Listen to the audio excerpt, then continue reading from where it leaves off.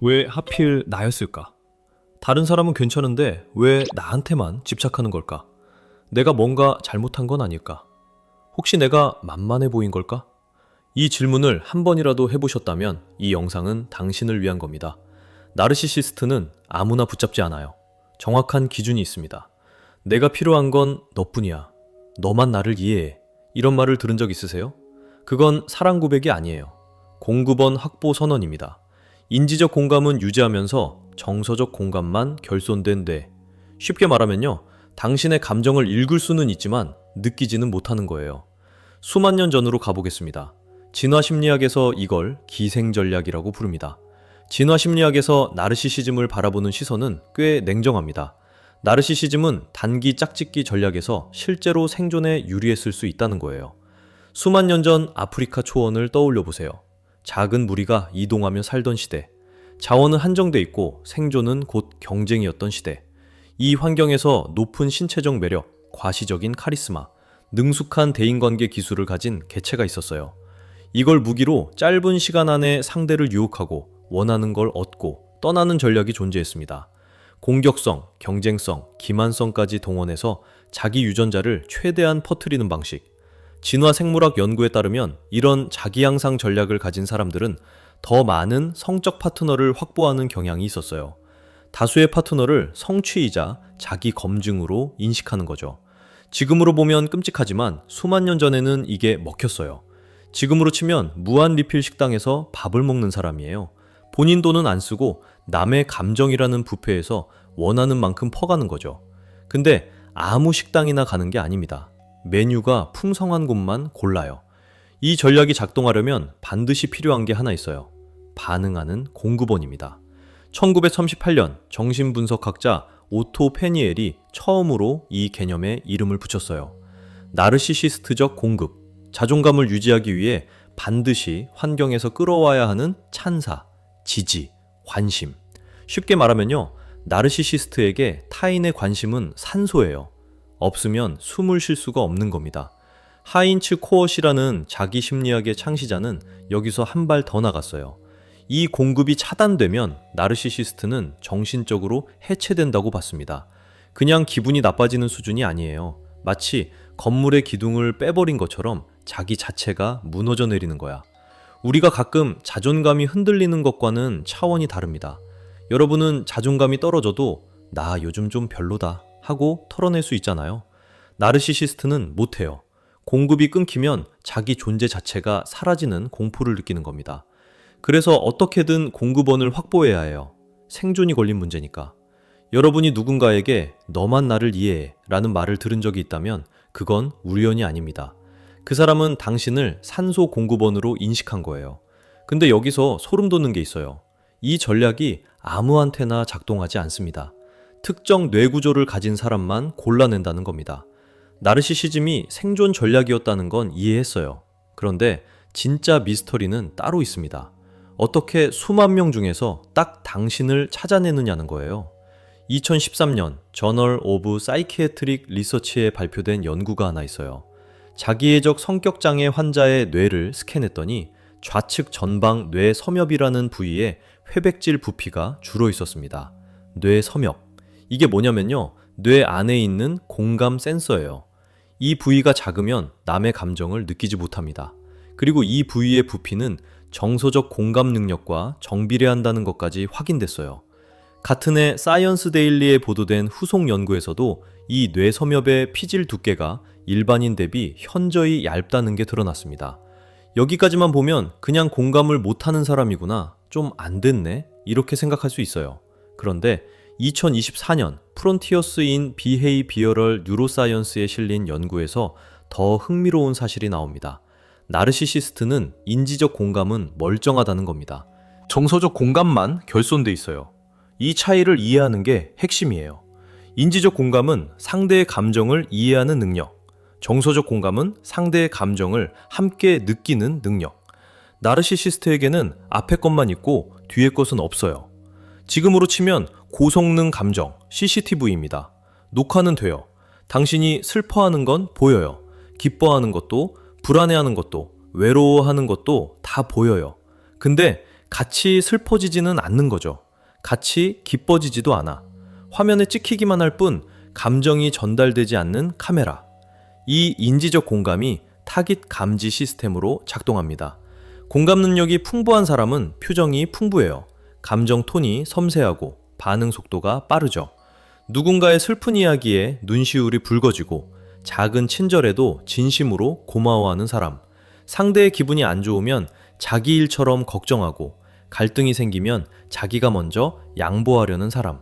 나르시시스트는 이 미세한 감정 신호를 정확하게 포착합니다.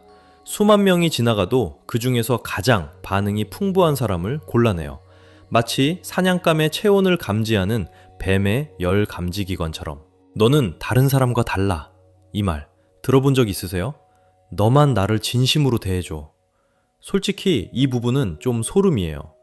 당신의 감정을 읽을 수 있지만 느끼지 못한다. 이 한 문장이 나르시시스트의 모든 행동을 설명합니다. 그 사람이 당신에게 했던 달콤한 말들, 당신을 세상에서 가장 특별한 사람으로 만들어주던 그 순간들, 당신의 눈을 바라보며 너를 진심으로 사랑해 라고 했던 그 목소리. 그건 공감이 아니었어요. 분석이었습니다.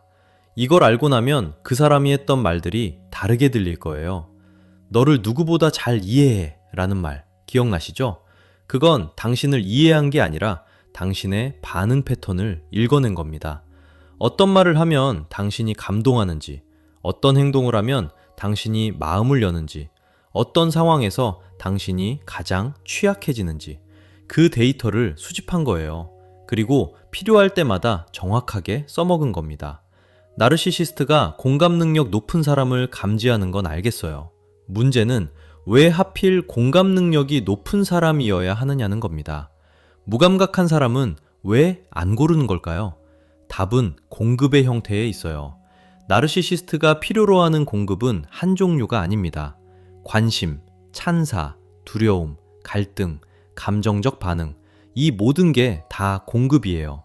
심지어 당신이 화를 내는 것도 공급이고 슬퍼하는 것도 공급이에요. 정신분석학자 오토 컴버그는 이걸 정확하게 짚었습니다. 나르시시스트는 타인을 공급원으로 이상화해요. 그 사람에게서 필요한 걸 다 빨아들이고 필요 없어지면 냉담하게 무시합니다. 그 외에는 마치 존재하지 않는 것처럼 대해요. 지금으로 치면 관계적 제로섬 게임이에요. 타인을 깎아내려서 자기를 올리는 구조. 그런데 이 게임이 성립하려면 상대가 반응을 해줘야 합니다. 무감각한 사람한테는 깎아내릴 것도 끌어올 것도 없어요. 돌멩이를 아무리 깎아봐야 반응이 없잖아요. 나르시시스트에게 무감각한 사람은 쓸모 코우스면의 공감 능력이 높은 사람은 이 모든 형태의 공급을 풍부하게 제공하는 최적의 공급원입니다. 그리고 여기서 가장 잔인한 메커니즘이 작동해요. 트라우마 본드. 쉽게 말하면 슬롯머신 심리예요. 세 가지 조건이 충족되면 형성됩니다. 첫째, 힘의 불균형. 둘째, 간헐적으로 번갈아가는 선악대우. 셋째, 고조된 각성과 유대의 기간. 나르시시스트 관계의 사이클을 떠올려 보세요. 애정이 쏟아지다가 갑자기 갈등이 터져요. 그러면 사과가 오고 희망이 생기고 이번에는 진짜 달라졌나 봐 싶은 순간이 찾아오죠. 그리고 다시 상처. 이게 반복됩니다. 행동심리학에서는 이걸 간헐적 강화라고 불러요. 예측 불가능한 보상 패턴이 가장 강력한 중독을 만든다는 원리입니다. 매번 당첨되는 슬롯머신에는 아무도 중독되지 않아요. 가끔 터지니까 빠져드는 거예요. 이번에는 다를 거야. 이 한마디가 슬롯머신의 레버를 다시 당기게 만드는 겁니다. 가장 성실한 직원이 가장 먼저 번아웃되는 구조와 똑같아요. 회사에서 가장 책임감 있는 사람이 야근을 제일 많이 하잖아요. 일을 못하는 사람이 야근하는 게 아니에요. 잘하는 사람이 더 많이 맡게 되는 거죠. 나르시시스트 관계도 똑같습니다. 공감 능력이 높을수록 더 많이 주고 더 오래 참고 더 깊이 상처받아요. 왜냐면 진심이니까. 상대가 변할 거라고 진심으로 믿으니까. 그 진심이 나르시시스트에게는 최고급 공급이에요. 여러분이 누군가를 위해 자신을 희생한 적이 있다면 그건 약해서가 아닙니다. 여러분의 공감 능력이 진화적으로 가장 가치 있는 강점이기 때문이에요. 여기까지 들으면 이런 생각이 들 수 있어요. 그러면 공감 능력이 높은 게 나쁜 건가? 아닙니다. 오히려 정반대예요. 공감 능력이 높은 사람이 타깃이 되는 건 이제 밝혀졌어요. 그런데 가장 중요한 질문이 남아 있습니다. 이 기생 전략은 영원히 작동하는 걸까요? 결론부터 말할게요.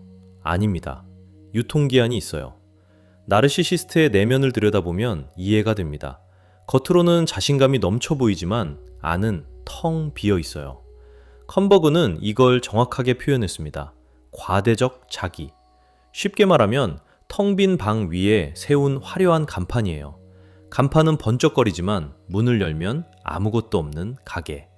그래서 절대 문을 열어주지 않는 거예요. 들키면 끝이니까. 간판 안쪽에는 시기심과 수치심, 자기 혐오가 자리 잡고 있어요. 판단적이고 경쟁적인 사고가 모든 관계를 지배합니다. 이분법적 사고에 갇혀있기 때문에 상대는 언제나 나보다 위이거나 아래야. 중간이 없어요. 그래서 결국 사랑을 줄 수 없고 관계가 붕괴될 수밖에 없습니다. 그렇다면 이 구조에서 어떻게 벗어날 수 있을까? 2012년 온라인 자조 커뮤니티에서 하나의 전략이 탄생했어요. 그레이 락. 감정 반응을 주지 않는 겁니다. 나르시시스트에게 어떤 자극을 받아도 회색 바위처럼 무반응으로 일관하는 전략. 공식적인 치료 기법은 아니지만 행동 심리학의 강화와 소거 원리에 정확히 부합합니다. 반응이라는 보상을 제거하면 행동이 소거돼요. 나르시시스트는 무대 위의 배우예요. 관객이 반응하지 않으면 공연이 멈춥니다.